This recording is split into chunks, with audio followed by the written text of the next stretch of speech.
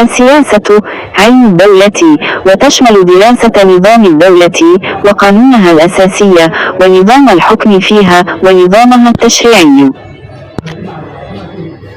كما تشمل هذه الدراسة النظام الداخلي في الدولة والأساليب التي تستخدمها التنظيمات الداخلية كالأحزاب السياسية في إدارة شؤون البلاد أو للوصول إلى مقاعد الحكم.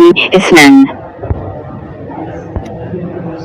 وهناك اختلاف في تعريف السياسة في الاصطلاح المعاصر، حتى إنه ليصعب صياغة تعريف واحد يوافق عليه الجميع، إلا أن هناك قدرا متيقنا متفقا عليه لتحديد مدلول السياسة، ألا وهو أنها تتعلق بالسلطة في الدولة. 3. تعريف النظام. النظام لغة الخيط الذي ينظم به اللؤلؤ، وكل خيط ينظم به اللؤلؤ أو غيره فهو نظام، ونظام كل أمر ملاكه والنظم نظمك الخرز بعضه إلى بعض في نظام واحد، كذلك هو في كل شيء حتى.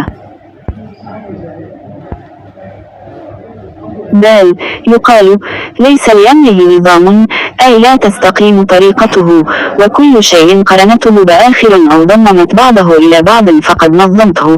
والنظام العقد من الجوهر والخرز ونحوهما، والنظام الهدي والسيرة، وليس لأمرهم نظام، أي ليس لهم هدي ولا متعلق ولا استقامة، وما زال على نظام واحد، أي عادة واحد.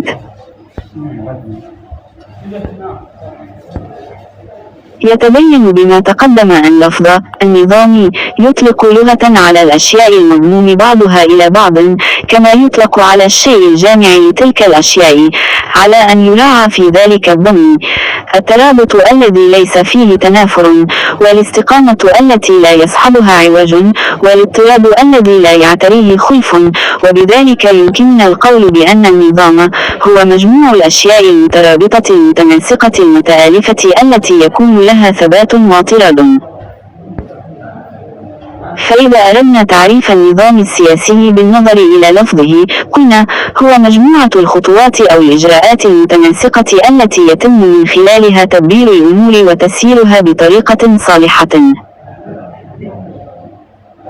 وإذا أردنا تعريفه بالنظر إلى أنه يقب على كيفية حكم الدولة، قلنا هو مجموعة الأحكام وما ينتج عنها من هيئات أو مؤسسات وتنظيمات متعلقة بالدولة الإسلامية من حيث إقامة الدولة وإدارتها والمحافظة عليها وتحقيق غايتها. 2.